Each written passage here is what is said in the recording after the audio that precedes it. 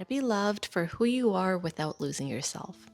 If you're the kind of person who shows up for people, holds space, and remembers the little things, but you've kind of felt invisible the moment that you needed support, this might explain why you feel so taken for granted. Some people are just loved for being.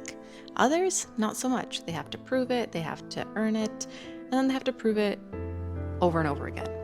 Why? Because sometimes people who embody the caregiver archetype become very easy to love, but even easier to overlook. Take note though, if that's your internal archetype, it might be your emotions that are overlooked by others. So I once watched a woman give and give, and she was just always kind, always reliable. She was a mother, a mentor, and a quiet protector. But instead of admiration, what I felt was guilt, because that was my mom. And I watched her crumble in the name of care, and it made me wonder, who takes care of the caregiver? So when I got to see the caregiver give, and I saw her follow her moral compass and stay true to her beliefs, wow. Yes, it was inspiring, but all I wanted for her was to stop, and I wanted her to take a break and just prioritize herself. Like, this way of living did not look sustainable to me, because it made me feel guilty. Watching someone devote their life to you while they're deteriorating, that's not pleasant, and that doesn't feel like love either. And of course, she did it out of love. It was selfless, and it was her being very motherly, but people have moms that will do enough and still take care of themselves. And those kids don't have to feel guilty. You don't feel like a burden for existing. I actually remember the day that my mom cut down on her people-pleasing tendencies because she just didn't have the bandwidth to cater to everyone anymore. And there's this one thing that she told me when she was really, really fed up. But she said it with such clarity and conviction. She told me that sometimes people are just too stupid to recognize kindness, so you have to slap them around a little bit and demand respect instead. And she was talking about it, not literally, obviously, but you get what she means. And that stuck with me. And many years later, like many, many years later, I heard almost the exact same thing come out of my cousin's mouth. And that was when my pattern-seeking brain had an aha moment. I started looking at everything, their energy centers, their MBTI, astrology, trying to figure out what linked people like them together. And it wasn't until I landed on the fact that they were both caregivers. And not just in that broad, oh, they like to help people kind of way. One was the internal caregiver and one was the external. And trust me, that difference is huge. So you've probably heard of these archetypes in branding, but there's way more to them than what you'll find online. So let's start with the basics if you're absolutely new to this. Welcome to my series on the archetypes. This is where I help you understand yourself and your loved ones to have better relationships and just a better sense of self. So caregivers are the backbone of emotional stability within relationships, communities, and families. They're the ones that people turn to for comfort, reassurance, and guidance. But did you know there's a stark difference between those who embody this archetype internally versus externally? So I've created mood boards to showcase these differences because the visuals really help in understanding each of these archetypes, because while both of them may carry the same essence of care, the way that they express it and the way that they're perceived, and even the way that they experience love are completely different. And by the end of this deep dive, you'll know exactly which one resonates with you. Hi, my name is Brie, and for over a decade, I've worked with hundreds of clients as an intuitive doing identity integration work. So we humans are judging machines subconsciously, and usually our brain processes information about other people and it likes to put it neatly into a box until it feels satisfied with that. When it can't process what someone is like, it finds them to be a threat or doesn't feel comfortable around them. But these archetypes help our brain understand people because the archetypes have existed across time, cultures, and our media since basically forever. So you know when you have like the first 5 minutes of a movie, they're introducing the protagonist by showing you their room, where they go to school, where they work. Yeah, all of that is to create that archetype in your brain so you have a better understanding of who this main character is without them having to tell you. So let's get back into the caregiver archetype. So at their core, both versions of the caregiver seek to nurture and protect, but their motivations and struggles are completely different. When it comes to the internal caregiver, they are anchored in deep moral duty to nurture and protect those that they love. They have an innate need to notice what others don't. So the small comforts, unspoken struggles, and invisible burdens they selflessly give but they also secretly desire to be nurtured in return. And they struggle with asserting their own needs, fearing that it contradicts their role as the caregiver. But their biggest wound is feeling unseen because while they do give in silence, they hate being taken for granted. They also have a profound emotional intelligence that allows them to understand people on a deeper level than most. Okay, so before we move into the external caregiver, I'm going to go into story time just so you have a feel for what it's like to be in the shoes of the internal caregiver. So let's take a deep breath.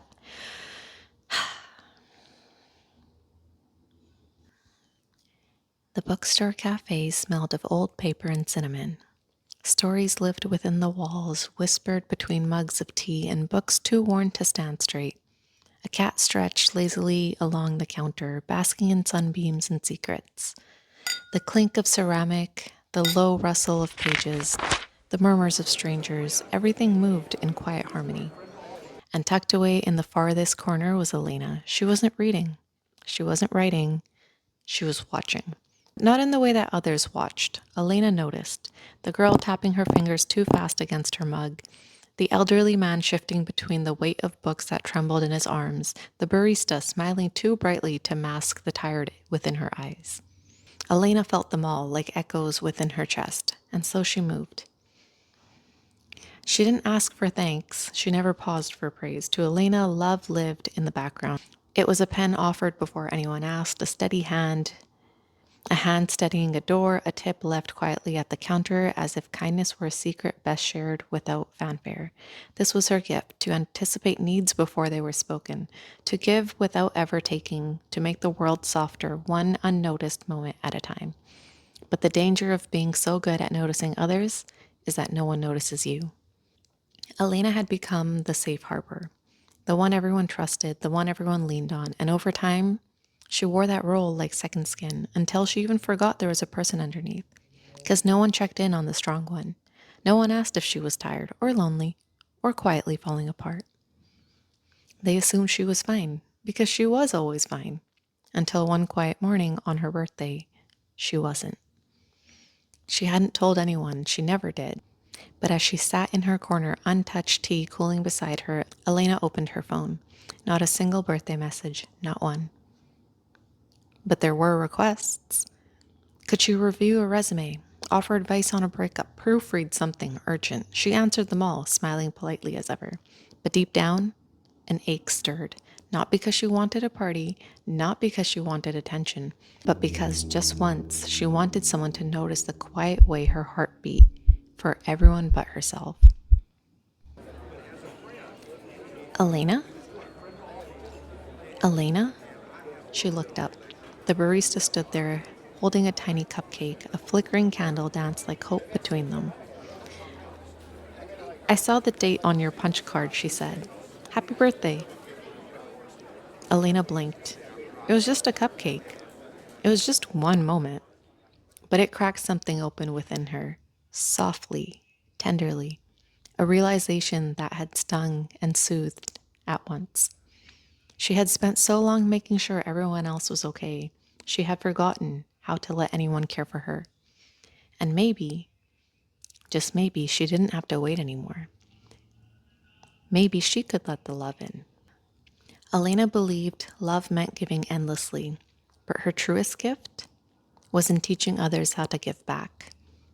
That love doesn't need to mean shrinking, that support doesn't always have to be silent, that it's okay to ask, to need, and to receive, because she mattered too. And as she made a wish over that flickering flame, she promised herself something small, yet life-changing. Next time, she wouldn't wait for someone to notice. She'd say what she needed. She'd choose herself too. To live as the internal caregiver is to walk through life with gentle hands and a heavy heart, to tend to everyone else's wounds while hiding your own. But the real journey is learning that you are not selfish for wanting love back, and that you are not a burden for asking to be held. That the one who nurtures others is also worthy of being nurtured. Love, in its purest form, doesn't just flow outward, it circles back. And you deserve to be a part of the circle too. So, when the caregiver side of you is internal, it's a part of you that wishes to be recognized, but for some reason, the littlest act of kindness from someone else can get praise while you're out here going above and beyond and you're still not getting recognition, which can cause the internal caregiver to harden their shell. But it's only through this process that the caregiver gets a chance to exercise boundaries with themselves and others and prioritize their own self care. So, learning how not to be all or nothing is a huge lesson that every internal caregiver needs to go through at some point in life. Now, let's move on to the external caregiver. So, they're known for their warmth, guidance, and their ability to create a safe space. They help because it's their role and it gives them a sense of purpose, and they are masters at creating stability within relationships and communities. And they are often outwardly praised and recognized for their generosity. But their blind spot is that they often overextend themselves, struggling with boundaries and self care. And something that they're really good at is their ability to mobilize and unite people towards a common goal. So, with that in mind, let's move to the perspective of the external caregiver this time. Once again, let's take a deep breath and get centered.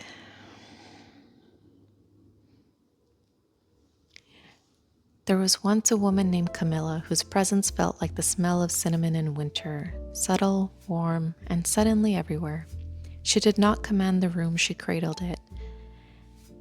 At the little community center on 8th and Pine, her hands moved like quiet prayers, lifting toddlers out of chaos, offering muffins to worn-out parents, kneeling to blot juice from paper crafts with gentleness that made people forget they had ever been in a rush.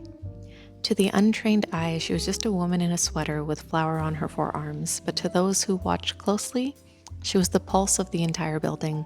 She noticed everything: the child coloring alone in the corner, the father pretending not to panic at the snack table, the way someone's voice trembled just before they said they were fine. Camilla didn't need a spotlight. She needed you to feel safe, and so, day after day, she gave, not loudly, not for credit, but because something in her believed that if she stopped holding the pieces, they might never fit again. She's the glue, they'd say. The kindest soul I've ever met. She's just built different. They weren't wrong. Camilla was the woman who stayed long after events ended, folding chairs, sweeping glitter from the floor, gathering mismatched socks into a bin marked "Lost but Loved." She never forgot your birthday, always had a tissue in her sleeve and an extra granola bar in her bag, just in case. But love for Camilla was a currency she could only spend, not receive. Because somewhere in the ache between girlhood and womanhood, she had internalized a sacred lie. If I am not useful, I am invisible. You don't really have to fix everything for everyone. Naomi's voice cracked through the silence one Wednesday evening as Camilla rearranged the donation shelf for the third time that week. I don't mind, Camilla replied without looking up. Naomi just watched her, kind, unmoving. But that's not the same as wanting to. Camilla pressed her thumb into a dented can of beans, stared at it like it might confess something, and quietly, like a whisper meant only for the dust motes. If I don't do it, who will? Because truthfully, Camilla wasn't just offering help. She was offering proof that she had mattered. That night, her apartment was too still. The porch light flickered like a metronome for loneliness. Her calendar sat open on the table, full of highlighter swirls and scribbled reminders for everyone else's life but her own. She sat cross-legged on the couch, bring herself to answer. And the first time in months, she asked the question that had always hovered just behind her heartbeat. If no one needs me right now, what's left of me? It wasn't some great tragedy, just a slip on a wet floor, a twist of an ankle, and a doctor's note that said one thing she'd always avoided: rest. She hated it. Rest felt like absence. Stillness felt like shame.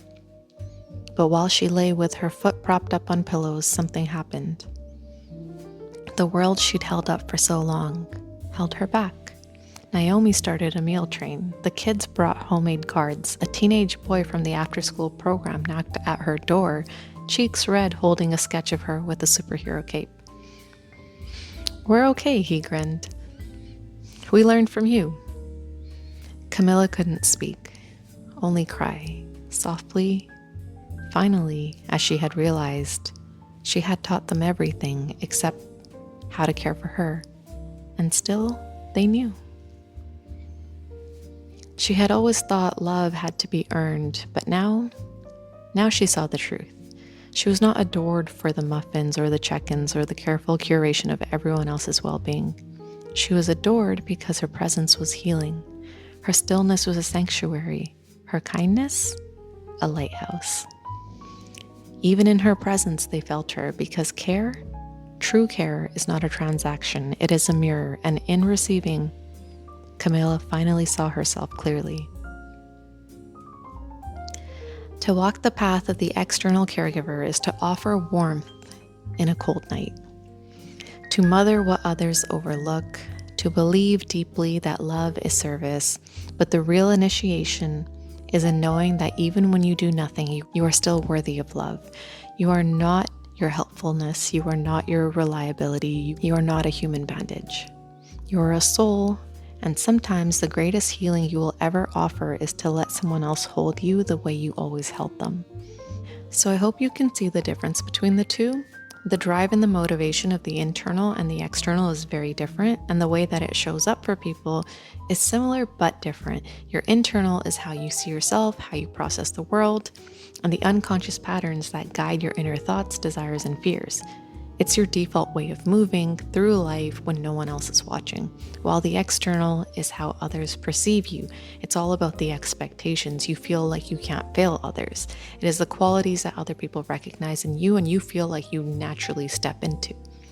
So for the caregivers in specific, reciprocation is vital for the internal, and for the external, recognition is key. The way that the caregiver shows up within relationships is that both the internal and external are deeply committed, but their approaches and their struggles can be a little bit different. So the internal loves best when their love and care is returned. They do require lots of emotional validation, but also struggle to ask for it. So their greatest frustration is when people can't recognize their version of kindness. While the external loves best when their actions are respected. They find fulfillment in being the rock for others, but can feel burdened by constant reliance. So both of them tend to carry wounds of feeling responsible for others' emotions, and it leads to self-sacrificial patterns. Now let's move on to an observation. So something that I've noticed with each of the archetypes is that the internal and external definitely tend to feel some way or another about each other. So whether it's envy or admiration, it really depends on the person's own self-esteem. What the internal tends to notice about the external is their ability to bring people together and be openly recognized for their care. They also notice their confidence in taking up space as a nurturer without feeling guilty, while the external notices the internal's ability to reflect and nurture themselves and their capacity for introspection and setting boundaries. Both sides of the caregiver feel the burden of their role. But while the internal longs to be seen, the external longs to be retrieved. So generally, this archetype is drawn to service, compassion, and making others feel safe. They notice the unsaid, the tiredness in someone's eyes, the hesitation in their voice, and the way that they shrink when they're hurting. They step in before they're even asked, anticipating needs, easing burdens, holding the world together with quiet acts of love. They remember moments where they made a difference, when their support helped someone heal, when their presence turned a bad day around, when they were the person that someone could count on. But when a caregiver is exhausted and their kindness is taken advantage of, they don't just become distant, they become deeply resentful. So when does a caregiver stop caregiving? Imagine someone who has spent their entire life giving only to realize that no one is giving back. The exhaustion sets in and the bitterness creeps up, and instead of adapting, they overcorrect. They withdraw, they stop offering help, and they convince themselves that no one truly appreciates what they do. And when they do show up for others, it's not with warmth, but obligation. This is when the caregiver starts to harden. They may still be there for people, but something shifts. They feel unseen, unappreciated, and maybe even used. And deep down, they start believing that no one really ever looks out for them. In this state, they mistake self-sacrifice for love, thinking that if they just give a little more, if they just push through, eventually someone will do the same for them. But what they don't realize is the strongest caregivers aren't the ones who give until they have nothing left. They're the ones who know that in order to truly care for others, they have to care for themselves first. So if you're sitting here feeling like, I resonate with this archetype, but I used to be generous and now I'm just tired of it, I feel drained and I don't want to keep giving, I understand. But reclaiming your caregiver nature doesn't mean you have to say yes to everyone. It means knowing your worth enough to say no when you need to, but also allowing yourself to indulge in your innate giving nature. The world is always going to ask more of you. But the real strength of the caregiver isn't in giving everything. Just give when it brings you joy. Always look at the emotion behind the action. As soon as you feel obligation, you're going to know that you're out of alignment with yourself. And honestly, sometimes you just got to step back and let people prove themselves to you, because you might be the one stopping them from stepping up by never giving them an opportunity to. So that was the caregiver archetype. I really hope you enjoyed that deep dive. Leave a comment below for which archetype you're looking forward to the most next. Until next time.